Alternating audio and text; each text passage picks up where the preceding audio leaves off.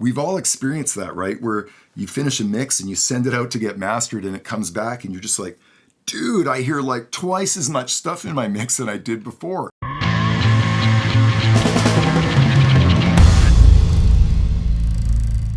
Oh man, am I ever excited about today's session. I just finished mastering a brand new album for the band Collide called Notes from the Universe. Well, kaRIN and Statik gave me the green light to go ahead and share one of the new tracks off this album. And this thing is packed with killer songs. The official release date is 2/22/22. So we're like a couple months out from the official release, but right here on Hiwatt Labs, let's premiere one of my favorite tracks on this new album called Turn Off Your TV. Check this out.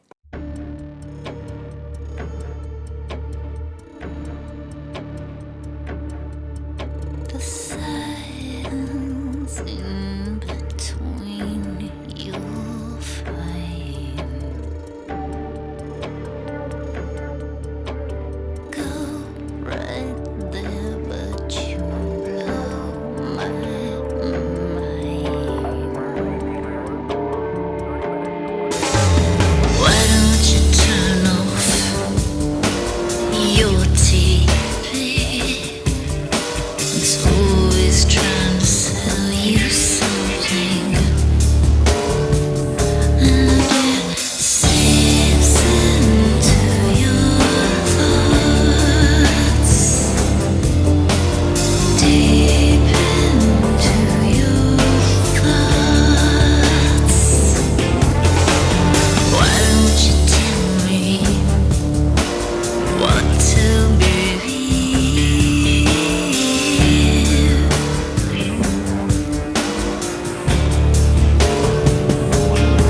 It seeps into your thoughts,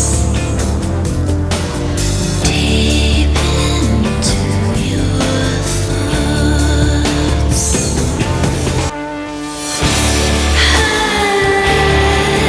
I'm drifting because of every action. I'm causing a reaction. I'm drifting, causing a Oh man, I love that track and the results that we got from this mastering job. This is one area, mastering, that has just transformed over the last 20 years. When I first got involved in this business and started making records, there were literally only a handful of mastering engineers that we would ever consider using. They were always out of house and in one of the big facilities in either New York or Hollywood. Well, today, of course, you go online, there must be hundreds of options for us to master tracks. Some of those are going to be nothing more than a bunch of AI technology, something that can turn a track around in a minute. Other might be sort of boutique little mastering facilities, right to the big cheese, right? We still have the big heavyweight facilities. Throughout my career, I've had the privilege of mastering with some of the best mastering engineers on earth. I did a couple of albums with Bob Ludwig out at his studio in Portland, Maine, and a couple of albums with Brian Big Bass Gardner at Bernie Grunman. Legendary mastering engineers that produce unbelievable results. Well, for a really big chunk of my career, when I was partnered up with my humble brother, Traz Damji, I was sort of forced into learning how to master myself, purely for the production schedules that we had. I mean, Traz and I, during about a 15-year run, we were just cranking stuff out. So during that period, and probably like a lot of engineer producers, I was sort of forced to learn how to master, just purely for the production timelines. We didn't have the option to send tracks out to have them externally mastered and come back. I feel privileged to be mastering this record for Collide because I know that Eric and kaRIN have a lot of options, right? There are so many options out there. But one of the reasons that I believe they keep coming back and working with me is because they know I'm going to put some love into this project. And this is so important when you're choosing a mastering engineer. You've got to find somebody that can relate to the style of music you're working on and the message that you're trying to get across to your listeners. Well, we're talking about Collide and Eric and kaRIN. And I know for a fact that they put a ton of energy and awesomeness into every one of these recordings and time. They've been working on this album for 2 years. So For a lot of us, when it comes time to choose a mastering engineer, we have to know that that mastering engineer is going to be as serious about that project as we were.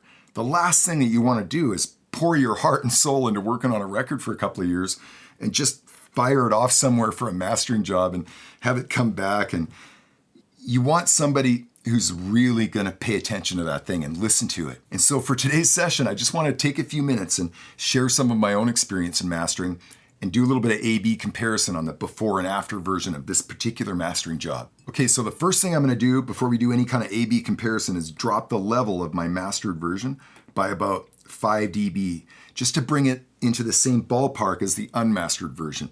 Obviously, I put a ton of gain into this master, so a little bit of level matching makes all the difference when you're trying to do an A/B comparison. I've got the track queued up to the kind of re-intro into the second verse. Let's go ahead and have a listen to the original unmastered version. Eric did a killer mix of this track. Check this out.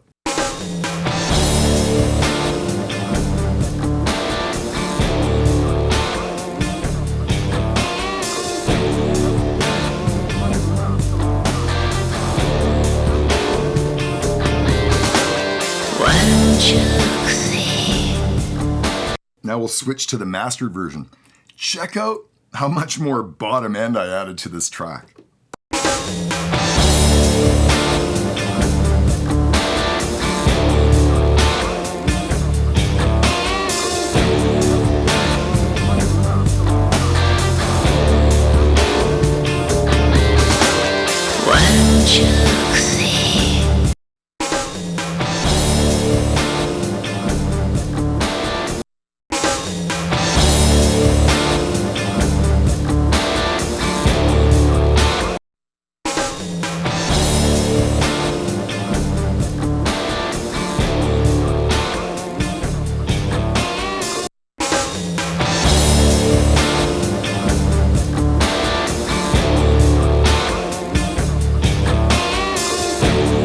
Yeah, I love the bottom end and warmth that's introduced to these tracks by extending the bottom end down another octave below where it was originally.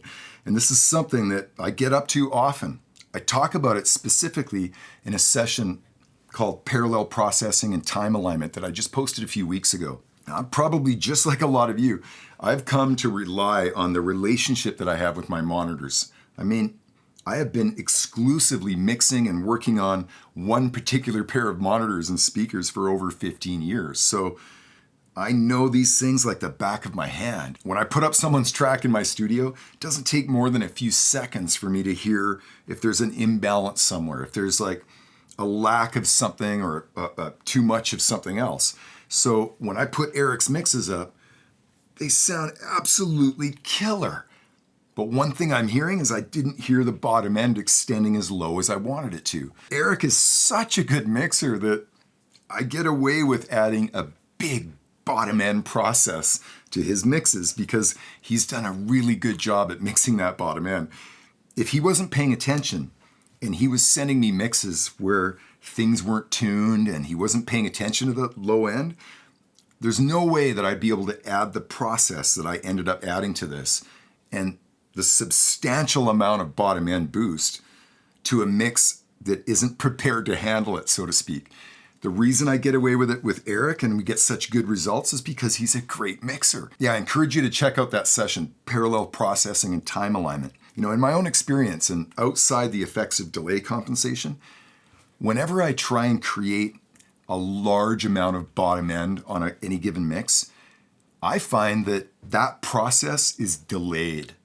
There's no question that somehow the physics of creating that bottom end takes time.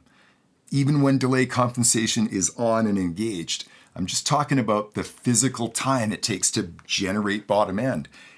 If you create that subgroup and create some kind of big warm bottom end tone to fold back into the original mix, it's critically important that you delay the original mix back so that you can have both of them line up and be properly time aligned and in phase and so on. Because of that kind of lag that the bottom end takes to generate, if you don't pay attention to this and you just add that back into your mix, in my own experience, it just makes everything muddy because you're literally trying to push all this bottom end into your mix, but it's actually lagging. It's actually behind the beat a little bit.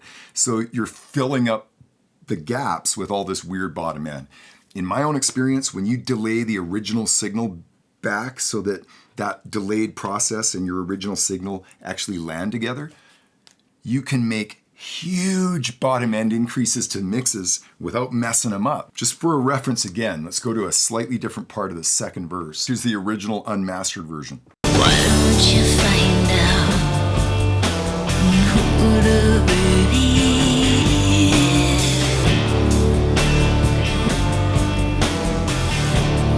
And mastered. Why don't you find out who to believe?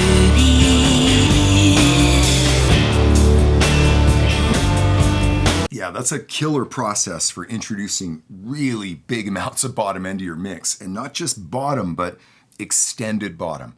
Bottom end that wasn't necessarily even there to begin with. You know, this is one thing that I love about mastering is there are no rules, right? It's never been a particularly lucrative part of my business because I take way too much time doing it. This is just one of the things. I don't do a ton of mastering, so when I have the opportunity and the privilege to master a whole album for someone like Collide, I pour some love into it. I literally look at this project and I listen to Eric's mixes and I go, what can I do with 35 years of experience to make this a better sounding mix? Without any kind of rule book, right? And this is exactly why I get into these weird things like parallel process and create a whole extended bottom end parallel so that I can fold it back into the mix. That's a lot different approach than reaching for an equalizer. But in my own experience, there's only so much you can do with an EQ, right? And a compressor. Always offer them an opportunity to do an update after the master. This is, in my opinion, so critically important. We've all experienced that, right? Where you finish a mix and you send it out to get mastered and it comes back and you're just like, dude, I hear like twice as much stuff in my mix than I did before. So yeah, a lot of times post-master, a client will hear their mix back and just be like, wow, does that ever sound great? But man, there's a problem going on here or there or whatever because they can hear it much more clear, right? So anytime I'm mastering an album with an artist, I always make that provision. The ability for them to be able to do a quick update on that mix and send me a new version so that I can run that version back through the process. That is exactly how we end up with a killer sounding mastered record. You know, once I've got my whole mastering chain and my process set up, it's no big deal to have that artist give me a second version or maybe even a third version of a track to run back through that process. Let's check out a really cool bridge in this song. Here's the original unmastered version.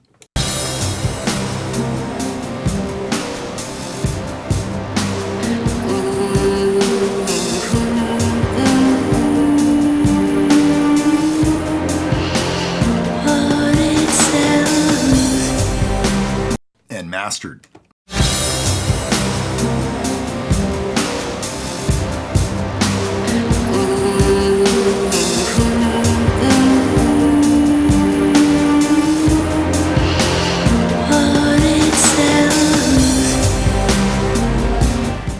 Well, thank you very much for sitting in on today's session, and a special shout out and thank you to kaRIN and Statik of Collide for sharing an awesome track from their brand new album out 2/22/22. Check it.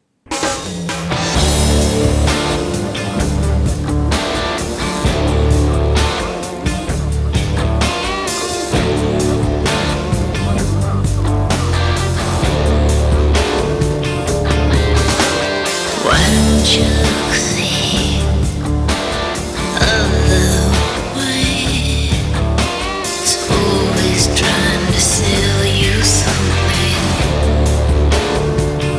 And it's